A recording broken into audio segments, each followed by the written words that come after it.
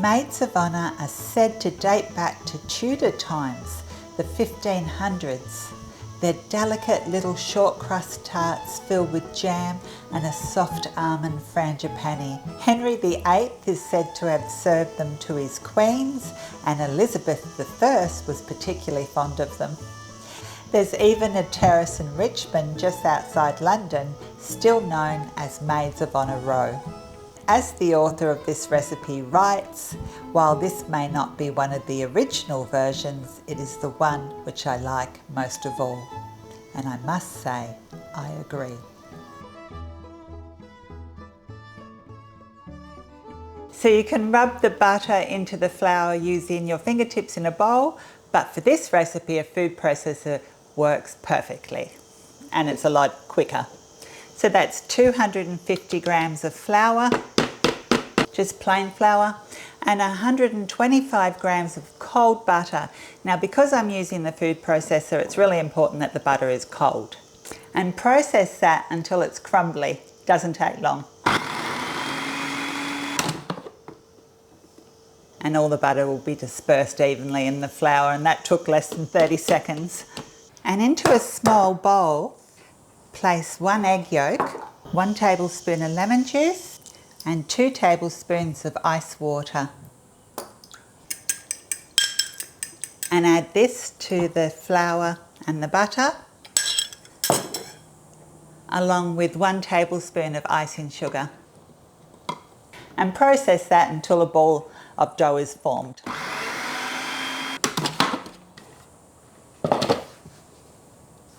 It's pretty easy pastry. Now this has to rest for 1 hour. And the recipe says don't put it in the fridge because it'll make it too hard. But if you've got a hot kitchen, I recommend putting it in the fridge for half an hour. Otherwise, if your kitchen's not hot, just leave it out on the bench, wrapped up for an hour. Now I'm trying this gluten-free as well, and that was just gluten-free flour, and to it I'm going to add 1 teaspoon of psyllium husk powder. Now, just like the non-gluten-free version, it has to rest for an hour. And I'll clean up this mess and make the filling. For the filling, put 90 grams of softened butter into a bowl, together with 125 grams of caster sugar, and cream these two together until they're nice and light. And then you'll need 3 egg yolks. Just add 1 at a time and beat that in well. Now you'll need the rind of 2 medium-sized lemons, 150 grams of ground almonds, almond meal, just 2 teaspoons of self-raising flour, and between 4 to 5 tablespoons of cream. So start with 4 tablespoons and see if that's enough to loosen the mixture a little. Now, if for some reason your mixture is too stiff, add another tablespoon of cream, but that looks great at 4 tablespoons. And that's the filling. A frangipani type filling. Now I'll make that all again for my gluten-free one. So for the tart tins, you can use little ones which I have, which are absolutely gorgeous, and you'll get at least 24 little tarts, probably more like 30 out of them. Or you can just use a regular muffin tin, which I've made them in, and they also turn out wonderful. So I'm going to use both today. I'll use the muffin tin for the gluten-free and these little cute ones for the non-gluten-free. Just lightly flour your bench and lightly flour the rolling pin. And maybe it's easier to work with half the dough at a time.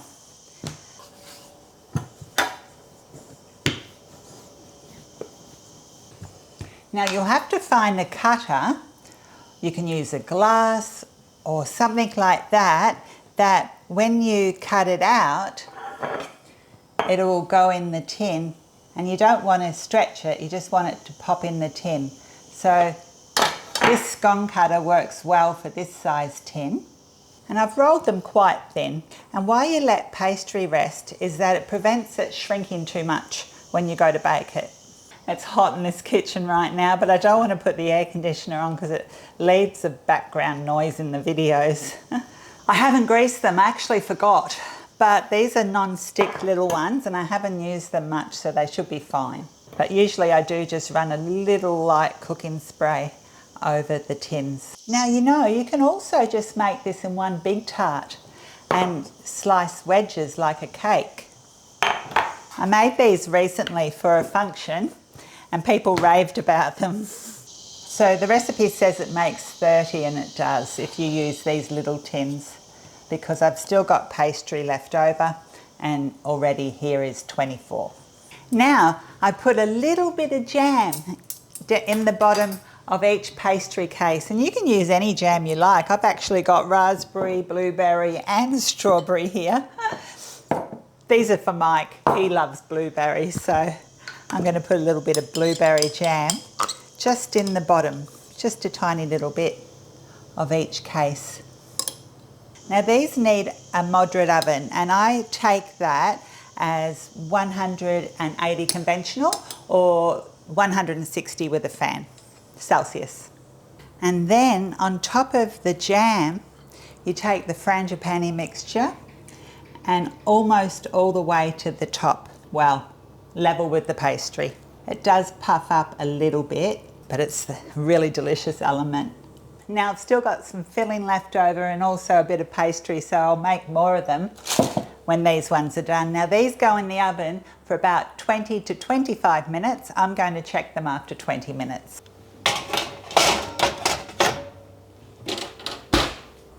Now I've de-glutened everything and I'll try this gluten-free pastry. And even though these are non-stick, I've used them so often that I'm just going to spray them with a little bit of oil. And I've got a bigger scone cutter here. That should work fine. That psyllium husk seems to be doing its job, keeping it a little bit less crumbly together.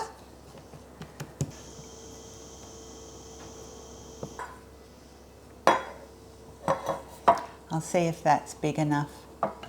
Oh yeah, that's pretty good. The gluten-free pastry is more delicate.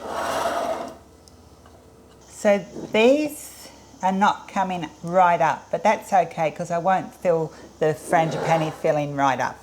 Looks like I'll get 2 dozen out of these as well. With the gluten-free ones, it might be easier to get a spatula to help you lift the pastry off the bench. So that actually made 24 gluten-free size muffin tin ones, albeit I didn't fill the pastry right up to the top. So if you had a bigger one of these and you fill the pastry up the top, you won't get 24. I've got so much jam. This is apricot jam. Apricot's one of my favourite jams. And I'm just going to put a little blob on the bottom of each one. And the Frangipani filling, but not going up to the top, just going to the rim of the pastry. I've run out of apricot jam, so I'll put a little bit of strawberry jam in these ones. Perhaps they were traditionally raspberry jam. Not quite sure. Some of those are a bit rustic. And that's the gluten-free ones. I'll put them in the oven when the others come out. Beautiful. So they had 23 minutes all up. So they've been cooling down for about 5 minutes, and I'll transfer them to a rack just so they can dry out completely. Look how cute they are. And even though I didn't grease this, it comes out easy. Thank goodness. And I had 2 that didn't want to come out. They can be for Mike. They're quite fragile, so I'll just leave them to cool completely, then I'll dust some icing sugar on them. So they're the gluten-free ones. They had 24 minutes, and I'll put the next lot in for 23 minutes just because the tops look a little bit browner. I won't attempt to get them out just yet because they're very fragile. There might be one missing out of here because I might have tried it. But you'll have to let these rest in the tin because they are that little bit more fragile until they're cool enough you can handle them. A few I couldn't get out of the tin. Maybe I needed to grease it properly. The last thing to do though is to dust a little bit of icing sugar over them. And they're super cute. Thank you so much for watching. Did they work gluten-free? Well, they're a little more fragile, but they taste delicious. So yes, I think they worked gluten-free. Have a great week. Hopefully I'll see you again soon.